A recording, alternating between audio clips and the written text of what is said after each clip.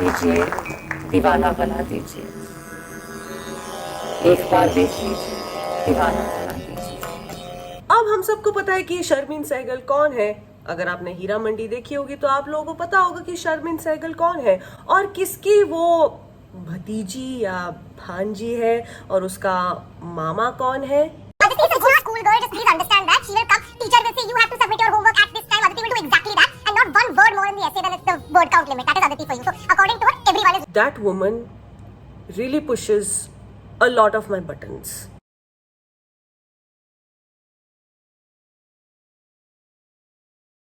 This whole fiasco brings me to two things.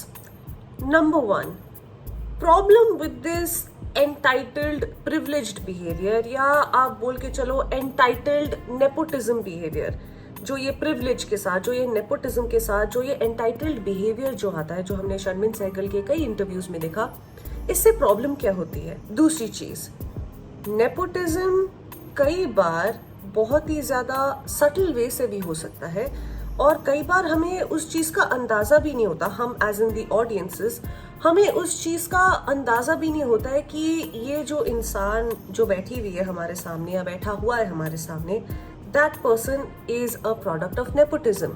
हमको कई बार ये चीज पता नहीं चलती है, हमको बाद में पता चलती है जब वो फिल्म या वो सीरीज रिलीज हो गई होती है और हमको उसके बारे में रिव्यूज पता चलते हैं और हम उनकी कास्ट के बारे में, उनकी एक्टिंग के बारे में, उनके बैकग्राउंड के बारे में गूगल सर्च करते हैं। तो चलिए सबसे पहले बात करते हैं about Sharmin Sehgal's this entitled behaviour, this out of touch with reality behavior, this egoistic behavior, this अपने privilege को लेकर entitled feel करने वाला एक behavior जो होता है उसके बारे में बात करते हैं और ये बात करते हैं कि ये behavior क्यों problematic है।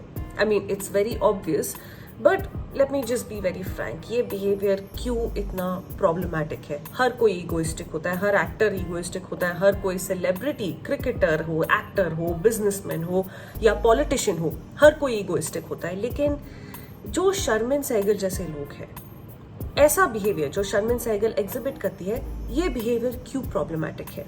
मेरे हिसाब से ये बिहेवियर क्यों प्रॉब्लमैटिक है क्योंकि ये बिहेवियर आपके अंदर की इनसिक्योरिटी को बहुत ही ज्यादा जताता है, बहुत ही ज्यादा लाइमलाइट में लेके आता है। क्योंकि आपने, and I will be very Frank with you, आपने आलमजेब के कैरेक्टर को जस्टिस नहीं दिया।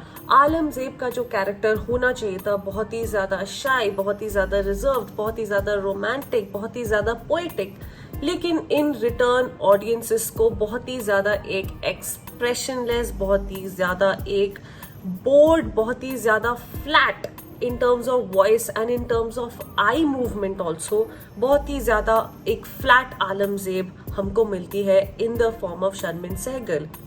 And not just that, interviews के टाइम पे भी वो जिस तरीके से रिचा चड्ढा को नीचा दिखाने की कोशिश करती है, जिस तरीके से वो अदिति को नीचा दिखाने की कोशिश करती है, जिस तरीके से वो अपने आप को सुपीरियर दिखाने की कोशिश करती है, मानो जैसे कि उसने मेहनत की है एंड मानो जैसे कि ये बोल रही हो कि गाइस मैं नेपो प्रोडक्ट नहीं हूँ, मैं सारा अली खान नहीं हूँ, मैं जानवी कपूर नहीं हूँ, मैंने 17 बारी ऑडिशन किया है, मैंने भंसाली सर के साथ मैंने काम किया है।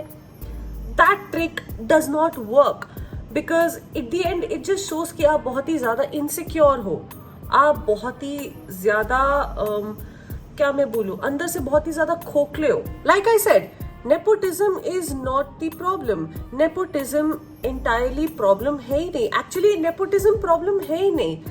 एक प्रॉब्लम पता है क्या है, एक बहुत ही ज्यादा एंटाइटल्ड बिहेवियर, बहुत ही ज्यादा ओवर प्रिविलेज्ड तरीके से बिहेव करना, बहुत ही ज्यादा अपने आप को सुपीरियर दिखाना जबकि आपका काम बहुत ही ज्यादा इंफीरियर है।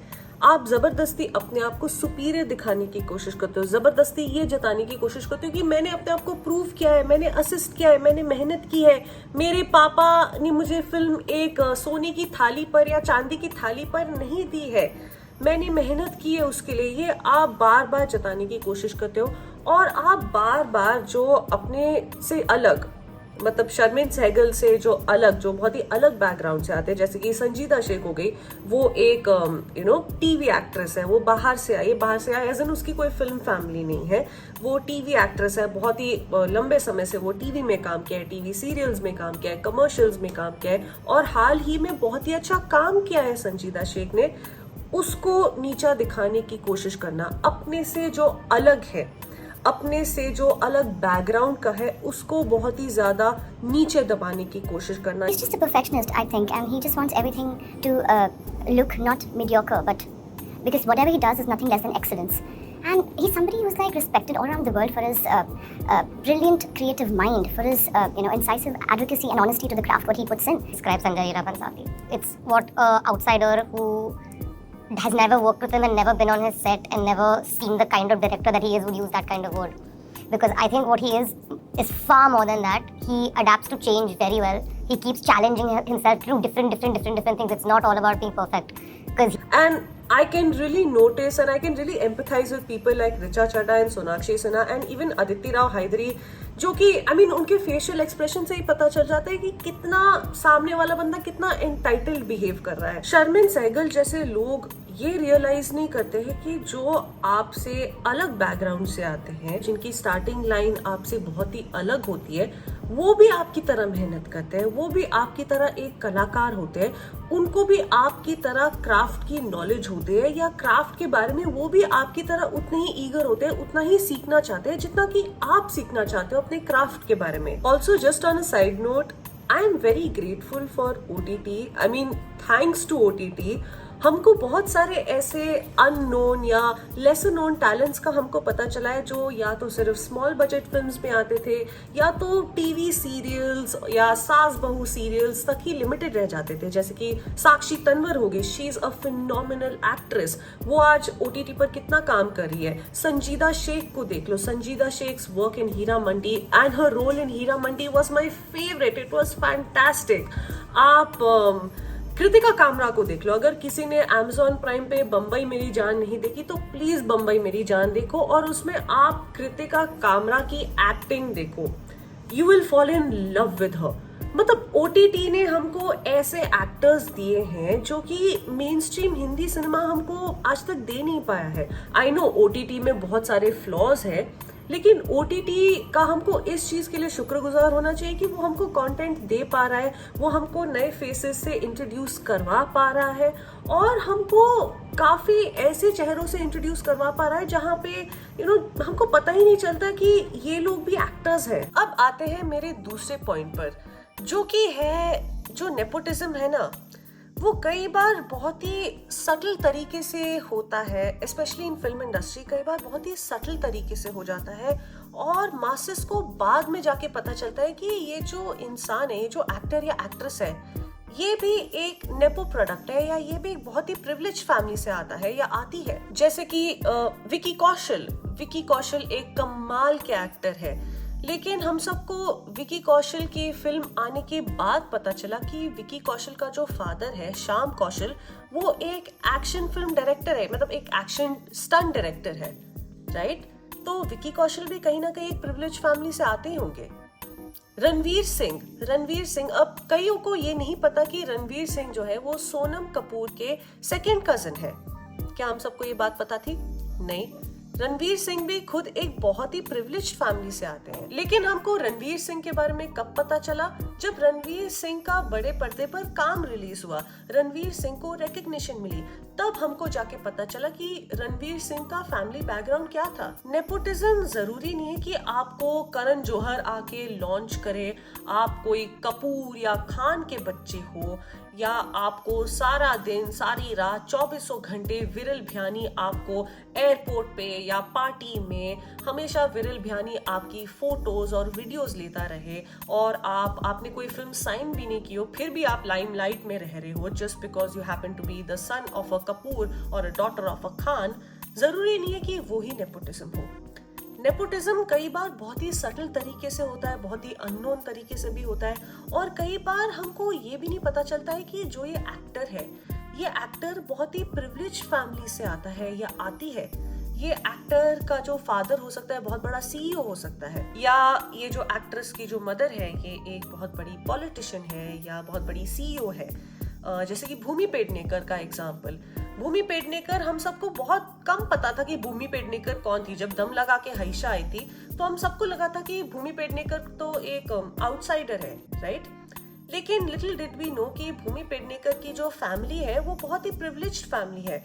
उसकी मदर एक पॉलिटिकल फैमिली से आती है। जो भूमि पेडनेकर की जो फैमिली है वो एक बहुत ही प्रोमिनेंट पॉलिटिकल फैमिली से आती है। तो क्या ये नेपोटिज्म नहीं है? क्या ये प्रिविलेज नहीं है? इनफैक्ट मैंने नेपोटिज्म के बारे में पूरी एक ओपिनियन वीडियो की हुई है, आप आई बटन पे जाके उसे चेकआउट कर सकते हो इस वीडियो के बाद। इन कंक्लूजन मुझे शर्मिन सहगल पे दया भी आती है कि एक तो आपने काम भी किया, संजय लीला भंसाली जैसे बड़े डायरेक्टर के साथ आपने काम किया बाय एसोसिएशन, आप उसकी नीस हो।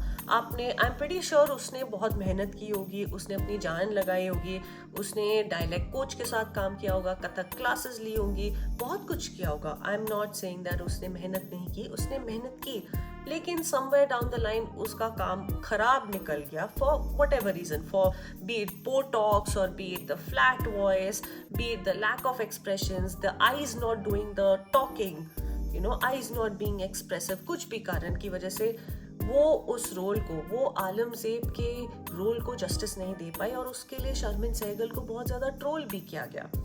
अब जब कोई भी इंसान सोशल मीडिया पे इतनी ट्रोलिंग फेस करता है, एंड स्पेशली जब आप ज़्यादा मीडिया ट्रेंड नहीं होते हो, जब आप ज़्यादा सोशल मीडिया ट्रेंड नहीं होते हो, जब आपको ज़्यादा मीडिया और सोशल मीडिया इंट्रैक्शंस ज़्यादा समझ में नहीं आती है, तब आप बहुत ही ज़्यादा एक तो इनसिक्योर फील करने लग जाते हो, क्योंकि आपके पीयर्स आपसे बहुत ज़्यादा एक्सपीरियंस्ड होते हैं। आपके पीयर्स ने तरह तरह के डायरेक्टर्स के साथ काम किया हुआ है, तरह तरह के बड़े डायरेक्टर्स के साथ काम किया है। कई बार वो लोग ट्रोलिंग फेस कर चुके हैं, कई बार वो लोग इंटरनेट पर गाली गलोच क्रिटिसिज्म्स वो लोग फेस कर चुके हैं, कई बार वो लोग डायरेक्टली किसी प्रोड्यूसर से या किसी डायरेक्टर से वो लोग रिजेक्शंस फेस कर चुके हैं, लेकिन they know how to handle it and somehow you don't know how to handle it. तो आप बहुत ही ज़्यादा कई बार दूसरों को नीचा दिखाने की कोशिश करते हो या दूसरों को हाईजैक करने की कोशिश करते हो, दूसरों की बातों को आप इंटरजेक्ट करने की कोशिश करते हो and make everything about yourself, because there is a saying that empty vessels make the most noise. लेकिन I also feel empathetic towards someone like Aditi Rao Hydari, जिसने 10-12 साल लगाए अपनी एक्टिंग को प्रूव करने के लिए। उसको भी ज्यादा रिकग्निशन नहीं मिली अदिति राव हायदरी को, despite coming from a very very privileged family. Sonakshi Sinha खुद एक प्रिविलेज्ड फैमिली से आती है, खुद एक बड़ी बिग बैनर फिल्म से सोनाक्षी सिन्हा को लॉन्च मिला है। सलमान खान की हीरोइन रह चुकी है सोनाक्षी सिन्हा ने अपनी एक्टिंग पे वर्क ऑन किया, लुटेरा और अकीरा जैसी फिल्में की, अपनी एक्टिंग को प्रूव किया है। मनीषा कोइराला का I think this is one of a best comebacks, because उसने इतना अच्छा काम किया। This is one of Manisha Koirala ji's best work.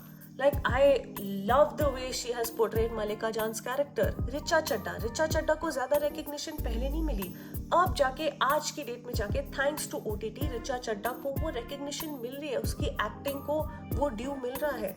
Then when you see people like Sharmin Sehgal pulling down others और दूसरों को एकदम बेरीट करना, अपने बारे में चीजें बनाना और अपने आप को सुपीरियर दिखाना, और अपने और संजय लीला भंसाली को बहुत ही ज्यादा सुपीरियर दिखाना और ये दिखाना कि इन लोगों को तो भंसाली के बारे में पता नहीं है। मुझे फिर शर्मिन सहगल जैसे लोग इरिटेटिंग लगने लग जाते हैं। So that's about it. I hope कि आपको मेरा ये ओपिनियन वीडियो पसंद आया होगा। अगर आपके कुछ और ओपिनियंस हैं, please do leave a comment below. What do you think about the whole Sharmin Sehgal interview fiasco? आपके क्या थॉट्स है उस पर? Please do leave a comment below. और अगर आपके कोई और वीडियो सजेशंस हो, देन कमेंट बॉक्स है ही है, कमेंट कीजिएगा। Make sure to like this video, share this video, make sure to subscribe to my channel and make sure to click on the bell icon ताकि आप मेरी हर video के लिए नोटिफाइड रह सके। एंड चलती हूँ, मैं आपसे विदा लेती हूँ। Till then, see you next time.